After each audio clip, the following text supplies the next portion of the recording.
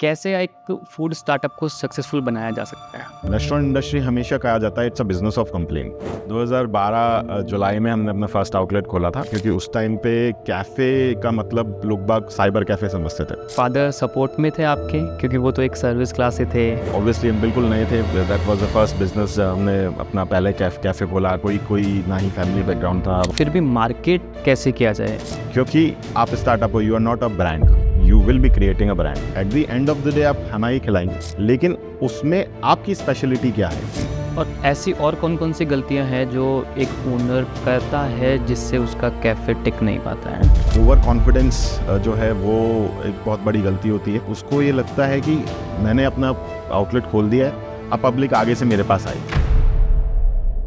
अगर आप जयपुर से हैं तो आपने निप्स कैफ़े के बारे में ज़रूर सुना होगा। आज के हमारे पॉडकास्ट के गेस्ट हैं निप्स कैफ़े के को फाउंडर संकल्प गुप्ता, जिन्होंने 2012 में निप्स की शुरुआत करके आज उसको एक मल्टी आउटलेट में कन्वर्ट कर दिया। अगर आप अपना करियर फूड इंडस्ट्री में देख रहे हैं तो आपके हर सवालों का जवाब इस पॉडकास्ट में मिलेगा।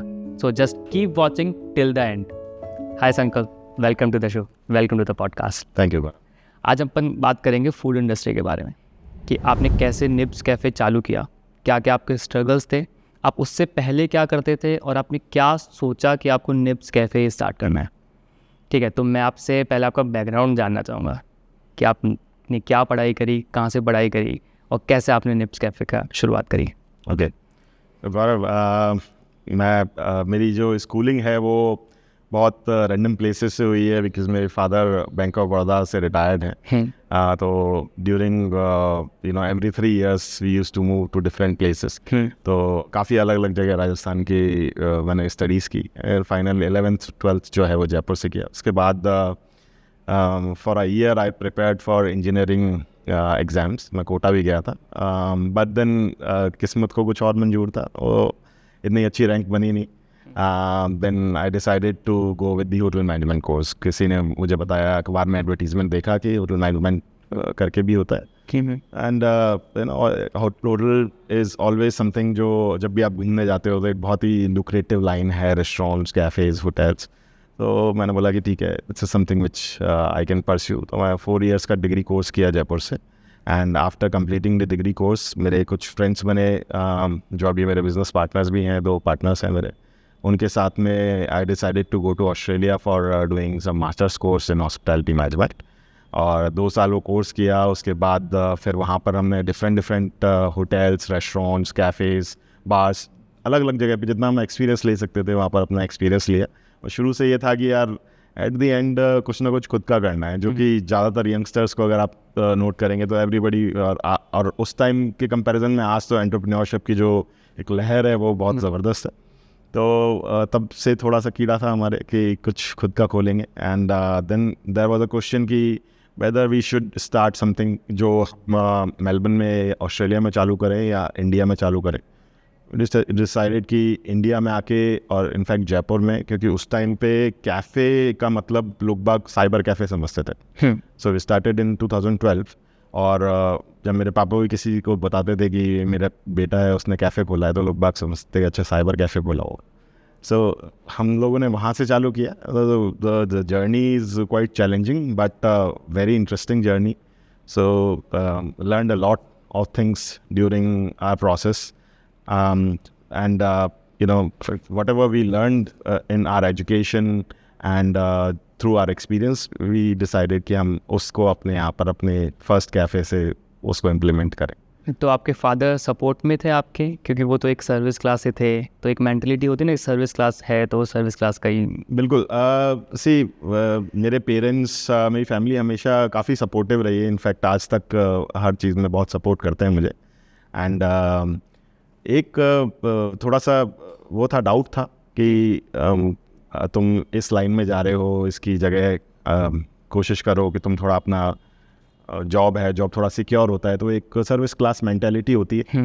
बट ऐसा उन्होंने कभी रोका नहीं कि कोई वो इसमें बैरियर बन रहे। इनफैक्ट अगर किसी प्रोसेस के थ्रू अगर कोई बिजनेस में लोन की रिक्वायरमेंट है या कैपिटल की रिक्वायरमेंट है, तो since he was from the banking background, तो उन्होंने हमेशा हेल्प ही किया कि किस तरीके से तुम कर सकते हो, कौन सी गवर्नमेंट की स्कीम्स हैं जिनको लेके अपने बिजनेस को फंड कर सकते हो। तो इस मामले नहीं तो मुझे कभी उन्होंने खुद के बैंक से भी फाइनेंस किया है क्या आपको कि नहीं मेरा बेटा है तो मैं फाइनेंस कर देता नहीं ऐसा सी वॉज एन एम्प्लॉई, सो मतलब ऐसा नहीं है। तो जो भी रूल्स एंड रेगुलेशंस जो हैं वो फॉलो करते हुए, और इनफैक्ट हम लोगों ने हमेशा जो ये है प्रोसेसेस हैं वो सारी प्रॉपर फॉलो करी हैं। किसी भी तरह की लीगल कोई फ्रॉड या इस तरह की चीज़ें करने में कभी भी ये नहीं रहा कि कुछ शॉर्टकट्स ले लें। तो इस वजह से अपनी फाइल्स वगैरह और सारी चीज़ें कंप्लीट करके ही जो भी प्रोसेसेस किए हैं, ये ऑलवेज हेल्प अस। जो चीज़ लीगल तरीके से हो सकती है उन चीज़ों में उन्होंने गाइड किया और हेल्प किया। तो कैसे एक फूड स्टार्टअप को सक्सेसफुल बनाया जा सकता है? जब हम बात कर रहे हैं किसी भी फूड स्टार्टअप की, सो फूड स्टार्टअप भी किसी भी और बिजनेस या स्टार्टअप की तरह ही काम करता है। सबसे पहले आपको एक आइडिया सोचना होता है कि किस आइडिया के ऊपर आप फोकस करेंगे। क्या आपकी यूएसपी या क्या आपकी स्पेशलिटी बनेगी, मार्केट में क्या गैप है, ये ढूंढना बहुत इंपॉर्टेंट है। अब सब लोग सोचते हैं कि मार्केट का गैप कैसे आइडेंटिफाई करें। मार्केट का गैप इन फूड इंडस्ट्री का मतलब ये हुआ कि हाँ, eight the end of the day आप खाना ही खिलाएंगे, लेकिन उसमें आपकी स्पेशलिटी क्या है ये आइडेंटिफाई करना सबसे ज़्यादा ज़रूरी है। जैसे कि हमने जब निब्स ओपन किया था तो हमने ये आइडेंटिफाई किया कि जयपुर में डिज़र्ट बेस्ड कैफ़े या चॉकलेट बेस्ड कैफ़ेज़ नहीं है, एंड सब लोग जो है वो सिर्फ इंडियन फूड या फाइन डाइन रेस्टोरेंट के ऊपर ही फोकस कर रहे हैं। तो there was one gap which we have identified. तो उस पर्टिकुलर चीज़ के ऊपर हमने अपने मार्केट रिसर्च किया।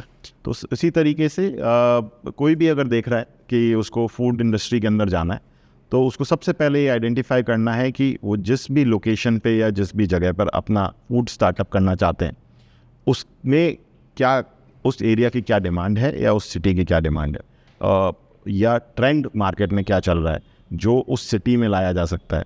उसके बेस पे आप एक बिज़नेस क्रिएट कर सकते हो। Then you have to do market research obviously.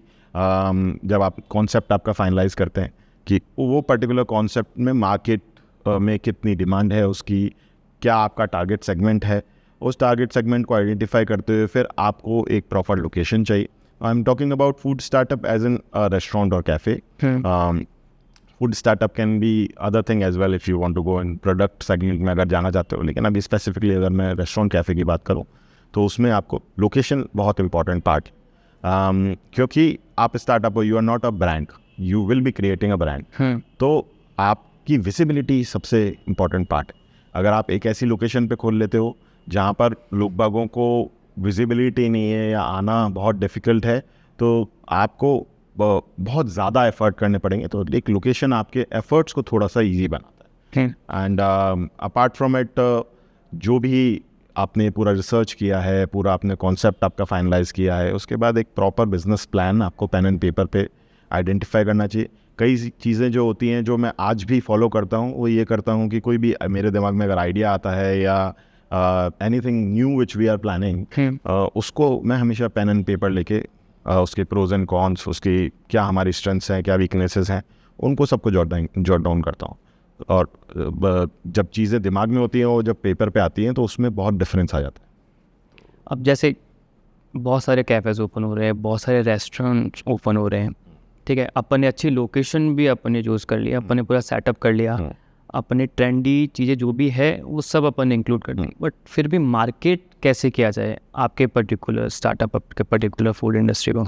सो देखिए गौरव, मार्केटिंग इज़ द मेन की, क्योंकि कोई भी चीज़ आपने बना ली है, आपने उसको सेटअप कर दिया है, आउट इन पब्लिक आपने उसको रख दिया है, लेकिन जब तक वो किसी के पास पहुंचेगी नहीं, जब तक लोग बाग उसके बारे में बात नहीं करेंगे, उसको देखेंगे नहीं, जब तक वो चीज़ नहीं चलेगी। तो सबसे बड़ी जो गलती एक रेस्टोरेंटियर या कैफ़े ओनर करता है वो यही करता है कि उसको ये लगता है कि मैंने अपना आउटलेट खोल दिया है, अब पब्लिक आगे से मेरे पास आएगी।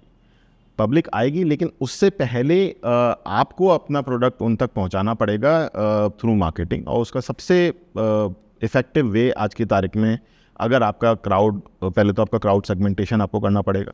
अगर आप यंगस्टर्स को टारगेट कर रहे हैं तो social media is the best way how you can reach out to the audience. और उस सोशल मीडिया के अंदर भी आपकी इन्फ्लुएंसर्स मार्केटिंग इज़ समथिंग जो एक बहुत इंपॉर्टेंट रोल प्ले करती है.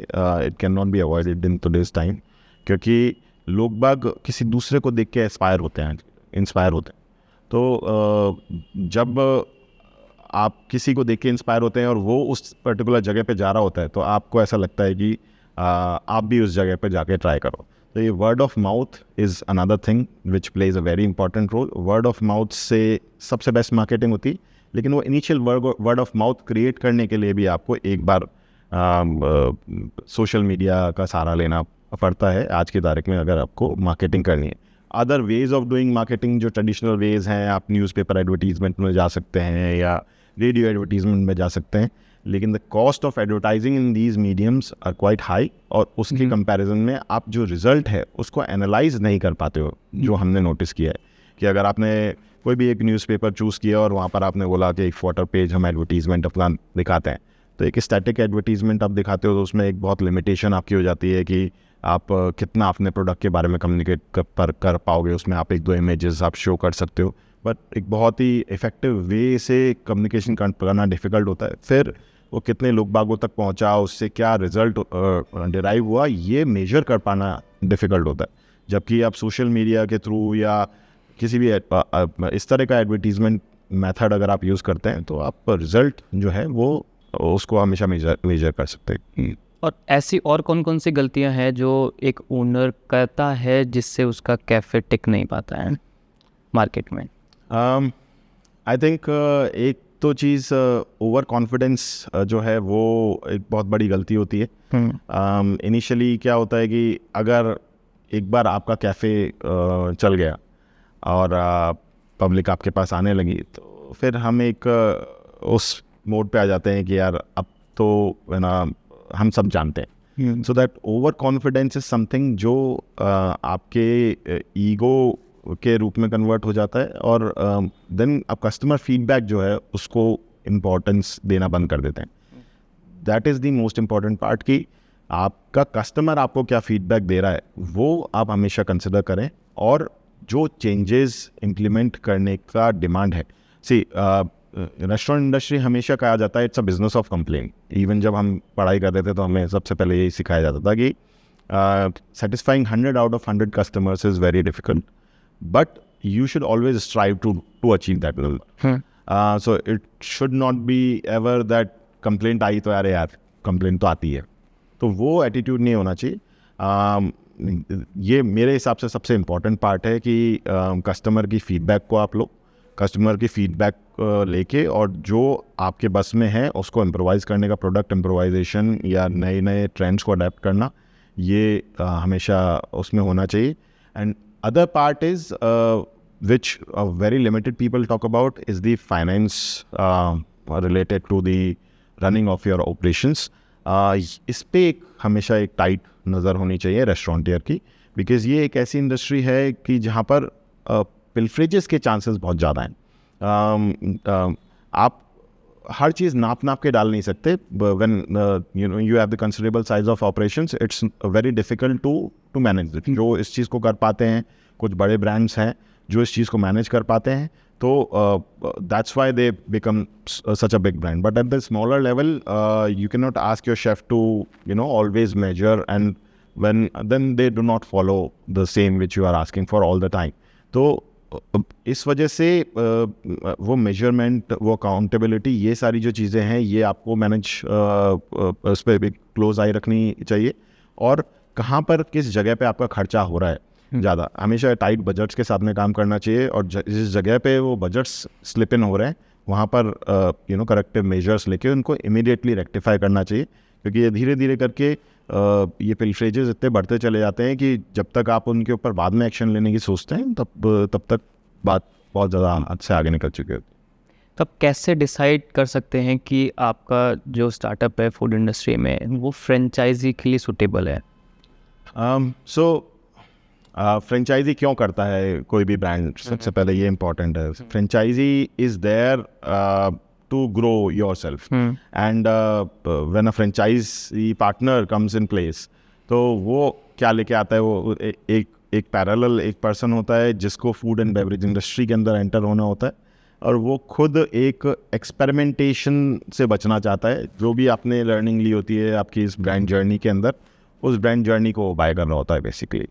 और आप किसी को फ्रेंचाइजी इस वजह से देते हैं क्योंकि आपको एक ऐसा पार्टनर चाहिए होता है जो आपकी ब्रांड को एक डिफरेंट लोकेशन में और या एक डिफरेंट सिटी में ओपन कर सके। तो उसके लिए आपको खुद को पहले मेंटली प्रिपेयर होना पड़ेगा कि you are actually looking for a partner जो इस आपकी ब्रांड को आगे बढ़ाने में आपकी मदद करेगा आपके साथ में। एट द सेम टाइम उससे पहले आपको ये डिसाइड करना पड़ेगा कि आपका बिजनेस मॉडल फ्रेंचाइजेबल है भी कि नहीं है। फ्रेंचाइजेबल का मतलब कि पब्लिक में उसकी एक्सेप्टेबिलिटी हो भी गई है कि नहीं हो गई है। अगर आपने कोई आउटलेट खोला या किसी भी कॉन्सेप्ट से खोला और अगर आपके पास खुद के पास ही कस्टमर नहीं आ रहे तो आप फिर ग्रोथ के बारे में या नंबर ऑफ आउटलेट बढ़ाने के बारे में आपको नहीं सोचना चाहिए। आपको पहले ये सोचना चाहिए कि मैं जो अपना एग्जिस्टिंग मॉडल है उसको कैसे प्रॉफिटेबल और सक्सेसफुल बनाऊं और जो चीज़ें मैंने यहाँ पर लर्निंग ली है उसको फिर मैं दूसरी जगह पर रेप्लिकेट करूं और फिर उसमें आप कंपनी ओन्ड स्टोर्स में जा सकते हैं या आप फ्रेंचाइजिंग के अंदर जा सकते हैं। तो इम्पॉर्टेंट ये है कि पहले आप अपना मॉडल है उसको सक्सेसफुल बना लें। एक आउटलेट जो है आपने ओपन किया है या कंपनी स्टोर आपने 1 या 2 आउटलेट, आपने 3 आउटलेट, आपने जितने भी आउटलेट आपने खुद के ओन आपने चालू किए, उसके बाद आपको लग रहा है कि अब एक्सपोनेंशियल ग्रोथ पे जाना है मुझे। मेरे जो अभी एग्जिस्टिंग आउटलेट हैं वो सेटल्ड हैं, they are making profits and मेरी सारी SOPs कवर्ड हैं। मुझे मतलब मेरी खुद की प्रेजेंस के बिना आउटलेट अब चल रहे हैं।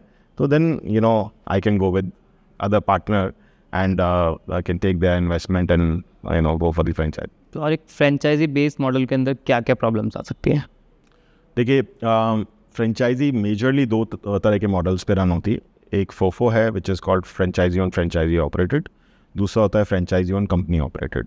सो जब कोई भी आदमी अपना खुद का ब्रांड बना रहा होता है तो एक बहुत ही एक all with all the concept approvals and all the ideation everything, उसके साथ में एक बहुत ही एक इमोशनल टच उसके साथ में जुड़ा होता है क्योंकि वो ब्रांड क्रिएशन में आपको दिमाग के साथ में दिल सब चीज़ लगाना पड़ता है। लेकिन जब आप किसी फ्रेंचाइजी के साथ में जाते हैं so they are majorly buying your franchisee because they know that you have created a model and they want to generate a success out of it after investing the money. तो thought alignment जो है वो करना सबसे बड़ा challenge है because you might have a different perspective when it comes to your own brand but franchisee might have a different perspective. उनका perspective हो सकता है कि हमने अपना इन्वेस्टमेंट किया है फूड एंड बेवरेज के अंदर, अब हमें इससे प्रॉफिट जनरेट करना है फ्रॉम डे वन। फ्रेंचाइजर का पर्सपेक्टिव होता है कि हमें प्रॉफिट करना है, ब्रांड ग्रोथ करनी है और एक ब्रांड नेम बनाना है अलॉन्ग विद द प्रॉफिटेबिलिटी। तो 2 जो शॉर्टकट्स हैं वो कई बार ऐसा इंडस्ट्री में नोटिस करते हैं कि जो फ्रेंचाइजी है वो छोटी छोटी चीज़ों पे शॉर्टकट्स लेता है जिसमें ब्रांड इमेज जो है वो आपकी हैम्पर हो जाती है अगर आपका कंट्रोल नहीं होता है उसके अंदर। जैसे franchisee owned franchisee operated model में कोई भी आपके इस मॉडल के ऊपर इन्वेस्ट करता है और उसके बाद उसको ऑपरेट भी वो खुद करता है। And as a franchisor your responsibility remains as कि उनको गाइडेंस प्रोवाइड कराएं या उनको time to time marketing support या ट्रेनिंग सपोर्ट, इस तरह के जो सपोर्ट्स हैं वो आप उनको प्रोवाइड कराते हैं। और जबकि franchisee on company operated model है उसके अंदर होता है कि कोई भी आपसे फ्रेंचाइजी लेता है वो आपके मॉडल में इन्वेस्ट करता है और कंपनी है वो उससे ऑपरेट करती है and then they get a share, agreed share of, percentage return in terms of the franchisee what they have taken. मेरे हिसाब से जो मैंने अभी तक अपने इसमें लर्निंग ली है वो ये ली है कि जब आप स्मॉलर लेवल पे हैं और इनिशियली ग्रोथ करना चाहते हैं तो अपनी ब्रांड के ऊपर कंट्रोल रखना ज़्यादा इम्पॉर्टेंट है। So franchisee on company operated model के अंदर जाना चाहिए, ये मेरा पर्सनल मानना है, जिससे आपको जो इन्वेस्टमेंट रिक्वायर्ड है टू ग्रो द ब्रांड वो भी आपके पास आ जाता है and eight the same time आपका ब्रांड के ऊपर भी कंट्रोल रहता है। सो दैट वे आपको किस तरीके से मल्टीपल आउटलेट्स रन करने हैं, उनको मल्टीपल आउटलेट्स को रन करने में क्या चैलेंजेस आ रहे हैं उसका भी आइडिया बनता है। और उसके बाद once you are settled in that और उसके बाद आपको डिफरेंट सिटीज़ के अंदर आपको ग्रोथ करना है या आपको फ्रेंचाइजी नंबर्स आपको ज़्यादा बढ़ाने हैं, तो फिर आप फ्रेंचाइजी ऑपरेटेड मॉडल पे जा सकते हैं बाय अलाइनिंग प्रॉपर टीम्स। तो निब्स कैफ़े जो है वो फ्रेंचाइजी बेस कर रखे हैं क्या आपने कि या फिर आपने खुद ओन कर रखे हैं तीनों चारों? सो अभी हमारे 3 आउटलेट्स अभी हम ऑपरेट कर रहे हैं निप्स के, and we have another brand as well जिसमें हम फ्रेंचाइजी के अंदर हैं, जिसमें अभी हमारा एक आउटलेट जो है वो फ्रेंचाइजी ऑपरेटेड मॉडल पे है, एक outlet franchisee on company operated model पे है, और एक आउटलेट कंपनी ओन है। So we have experienced all the different models when it comes to franchising, and उसी बेस पे मुझे लगता है कि for the smaller brands like us, franchisee owned company operated models are the best. तो Swiggy और जोमेटो है, उन दोनों से क्या फ़र्क पड़ा है आपके कैफ़े पे या किसी के भी कैफ़े पे, क्या फ़र्क पड़ता है? See, I think Swiggy and Zomato positive revenues लेके आए हैं डेफिनेटली। जिस टाइम पे स्विगी डिलीवरी लॉन्च हुआ था सबसे पहले सिटी में, obviously we were one of the first ones to adapt it, and initially एक कमीशन जो मॉडल था उनका that was on a very lower side, obviously that's their business model. और उसके बाद एक समय आया था जब रेस्टोरेंट कैफ़ेज़ को बहुत मज़ा आने लगा था, क्योंकि एकदम से एक नया रेवेन्यू स्ट्रीम जो है वो ओपन हुआ था। क्योंकि पहले डिलीवरी मॉडल हुआ करता था कि डायरेक्ट आपके पास कॉल जाएगा और आप उसका 300 रुपये का आपका ऑर्डर जो है वो आप 3 किलोमीटर के रेडियस में आप करेंगे, नहीं तो ये एक जनरल डिलीवरी मॉडल हुआ करता था। लेकिन ये डिलीवरी मॉडल का एक्सेस स्मॉलर ब्रांड्स के पास या छोटे जो आउटलेट्स हैं उनके पास नहीं होता था। स्विगी जोमेटो आने से, उनके डिलीवरी मॉडल आने से छोटे से छोटा रेस्टोरेंट, इवन क्लाउड किचन्स जो है, ये पूरा डेवलपमेंट जो है वो हुआ ही इन पर्टिकुलर ब्रांड्स की वजह से है।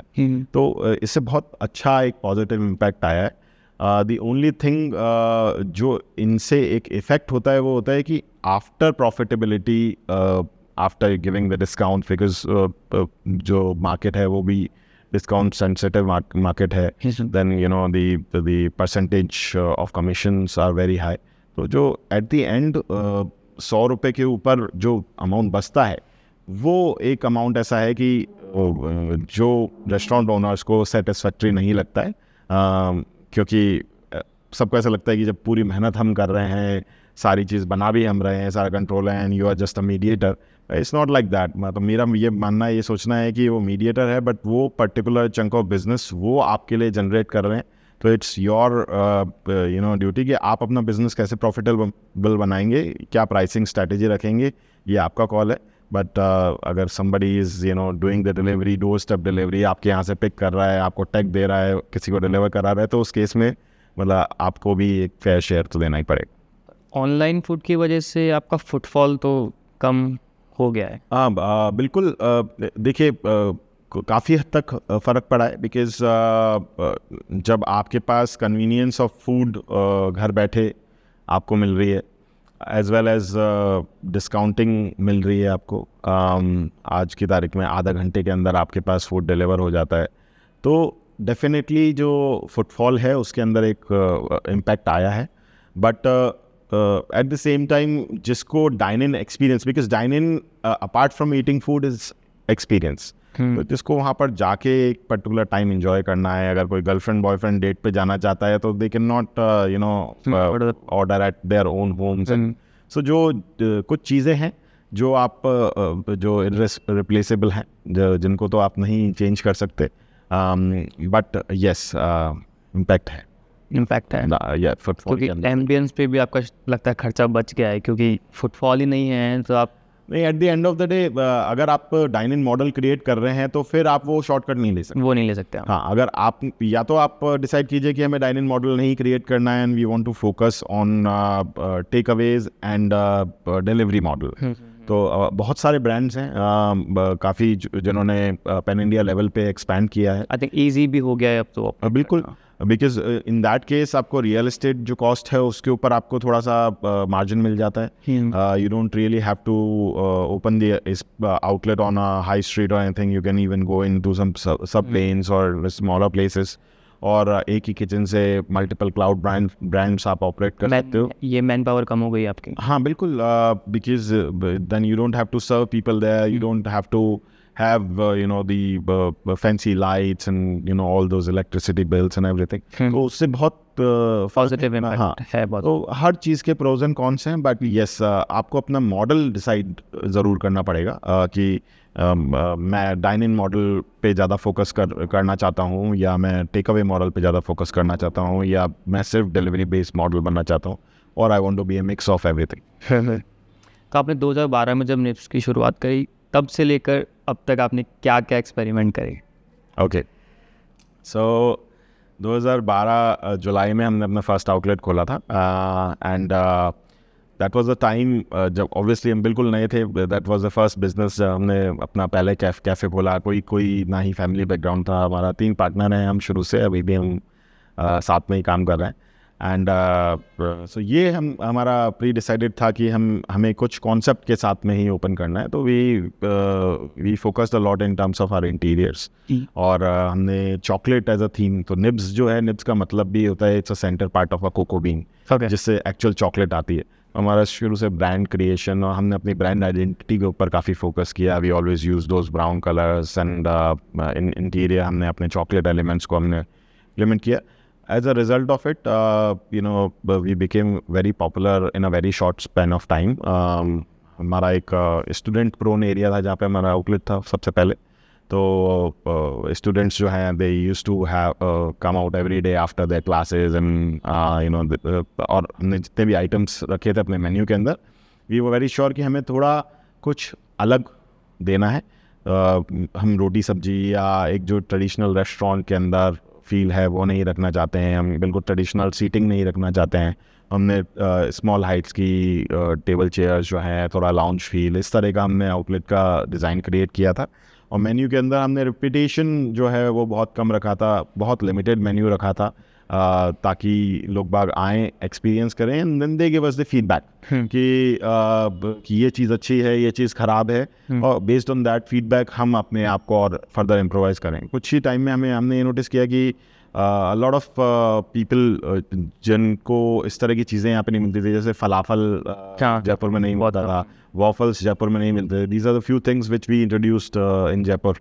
तो जिन लोगों को नहीं मिलता था, जो एक्सपोज थे इस तरह के फूड कल्चर से, दे यूज्ड टू कम, और हमारा वर्ड ऑफ माउथ जो है वो काफ़ी स्ट्रॉन्ग होने लगा। And all of a sudden internet also played a very important role. हमें पता भी नहीं पड़ा, किसी ने हमारा एक रिव्यू डाला ट्रिप एडवाइज़र पे, and that was a fantastic review with by some good reviewer. And slowly and gradually we started noticing कि हमारे यहाँ पे फॉरेनर्स का फुटफॉल एकदम से ज़्यादा बढ़ गया है, टूरिस्ट का फुटफॉल, और हमें पता ही नहीं है कि हमारा जो कैफ़े है वो नंबर 1 पे ट्रेंड कर रहा है ट्रिप एडवाइज़र पे। एंड देन फिर हमने कस्टमर से पूछा कि how did you came to know about us. उन्होंने बताया कि आपका नंबर 1 कैफ़े दिखाता है, तो हमें आना था। सो देन वी रियलाइज कि हाँ, हमारा मतलब एक सही जगह पे क्लिक कर रहा है। And then slowly and gradually फिर वहाँ से एक फ्रेंचाइजी की इंक्वायरीज़ जनरेट होना चालू हुई। We had a customer from Dubai, उन्होंने हमसे इंक्वायरी किया कि अगर आपको फ्रेंचाइजी करना है, तो वो सब चीज़ें सुन के मतलब एकदम ऐसा लगने लगा कि अरे बस अब तो काम हो गया, अब तो सक्सेस हो गया। लेकिन दैट्स नॉट लाइक दैट। मतलब जब आप मल्टीप्लाई करने जाते हो तो अलॉन्ग द प्रोसेस आपको काफ़ी चैलेंजेस ढूंढने को मिलते हैं। फिर देन हमने फिर अपना एक कंपनी और स्टोर दोबारा से नेक्स्ट ईयर हमने एक और स्टोर प्लान किया, एक स्टोर हमने ओपन किया। उसके साथ में फिर हमें ये रियलाइज़ हुआ कि मार्केट के अंदर एक गुड प्रोडक्ट का गैप है। जो मैन्युफैक्चरिंग यूनिट्स जयपुर में अवेलेबल थी, बेकरीज वगैरह की, they were limited in terms of product quality, या अगर हमें कुछ नया देना होता है, एक्सपेरिमेंटेशन, क्योंकि हम स्मॉलर लेवल पे थे, तो स्मॉलर लेवल पे भी चैलेंज आता है कि आपको क्वांटिटीज़ जो हैं उसके अंदर आपको जब तक आपकी स्मॉलर क्वांटिटी होती है, कोई आपको एंटरटेन करने के लिए तैयार नहीं होता। तो इस वजह से वी डिसाइडेड कि हम अपना खुद का एक स्मॉलर प्रोडक्शन हाउस जो है वो चालू करेंगे। एंड जयपुर में जिसको भी इस तरह की प्रॉब्लम है कि स्मॉलर क्वांटिटीज़ पे उनको कहीं से अच्छा क्वालिटी का माल नहीं मिलता है, या कोई पीटा ब्रेड्स या इस तरह की जो प्रीमियम बेकरी आइटम्स हैं जो अवेलेबल नहीं हैं, तो हम उनको वो चीज़ सप्लाई करेंगे, एज़ वेल एज़ हम अपने आउटलेट्स के अंदर उन चीज़ों को। तो along the process we opened up with couple of our outlets, हमारा प्रोडक्शन हाउस हमने चालू किया. फिर we used to have a lot of inquiries जो हमारे पास कस्टमर्स आते थे कि if we can put our cafe into their events. Okay. So that's how we started doing a little bit of small catering of tea, coffees and desserts, इस तरह की चीज़ें, English desserts. तो जयपुर में मतलब हमारी जर्नी में ये हमें हमेशा से एडवांटेज रहा कि we were the pioneers when we were doing something. उस टाइम पे जयपुर में इतना ज़्यादा कंपटीशन नहीं हुआ करता था. किसी भी चीज़ को करने में हम सबसे पहली बार ही कर रहे होते थे उस तरह की चीज़. वो करके एंड देन फिर हमें ये ऑल्सो नोटिस हुआ कि जब रेस्टोरेंट और कैफ़े इंडस्ट्री है उसमें एक ऐसा सेगमेंट है जो मिस आउट हो जाता है, जो कि है स्ट्रीट फूड वाला सेगमेंट, जहाँ पर लोग बागों को लगता है कि यार अंदर जाएंगे तो एक जेब कटेगी, बट स्ट्रीट फूड हाइजीनिक नहीं है. तो उस गैप को आइडेंटिफाई करके हमने घुंगरू सेठ वड़ा पाव के नाम से हमारी एक ब्रांड चालू किया जिसका QSR मॉडल था. That is not a dine in model. इस हाई स्ट्रीट्स पे हमने वो प्लेस किया और उसका कॉन्सेप्ट सिंपल था कि इकोनॉमिकल प्राइसेस के अंदर हाइजीनिक जो स्ट्रीट फूड है, जिसमें मुंबई स्ट्रीट फूड को हमने अपना मेन कॉन्सेप्ट बनाया, वो ओपन किया. And then we came into franchising and last year we started with the product line. अब हम इतने टाइम से मैन्युफैक्चरिंग कर रहे हैं, हमारे पास फैसिलिटीज़ हैं, तो फैसिलिटीज़ को हमने थोड़ा और ऑप्टिमाइज़ किया है. और अब हम प्रोडक्ट लाइन के अंदर चॉकलेट्स बीइंग हमारा शुरू से कोर रहा है, तो अभी उसमें हमने डायरेक्ट D2C ब्रांड के अंदर हमने एंटर किया है और अब हम चॉकलेट्स की मैन्युफैक्चरिंग कर रहे हैं और थ्रू डिस्ट्रीब्यूशन चैनल अपनी ब्रांड एस्टैब्लिश कर रहे हैं. Great. Okay, to sum up this podcast, आप क्या व्यूअर्स को कहना चाहेंगे जो फूड इंडस्ट्री में खुद का स्टार्टअप करना चाहेंगे? तो क्या आप उनको राय देना चाहेंगे आपके? So food industry is a very lucrative industry. हर किसी का सपना होता है, कहीं ना कहीं हर कोई सोच रहा होता है, भले ही वो एक फिल्म स्टार हो या भले ही वो एक आम इंसान हो, कि मुझे अपना एक रेस्टोरेंट या कैफ़े खोलना है. It's a very good industry आपको, बट इसके अंदर आपको अपना हार्ट एंड सोल देना पड़ेगा. You need to be very careful when it comes to managing. आपको चीज़ें अंडरस्टिमेट नहीं कर सकते हैं आप इसके अंदर. जो स्टाफ एट्रिशन है, ह्यूमन रिसोर्स है, that is also a very big problem. उन सब चीज़ों को आपको आइडेंटिफाई करके कदम फूक के सब चीज़ें नोट करके, सारे प्रोज एंड कॉन्स नोट करके फिर आपको आगे बढ़ना चाहिए. एंड अगर आप ये सारे प्रोसेसेस फॉलो करते हैं तो डेफिनेटली सक्सेस गारंटीड है. That's all. That's it. Thank you for coming. Thank you for thank this you, podcast. Thank you so much. Thank you, Gaurav. Thanks for having me.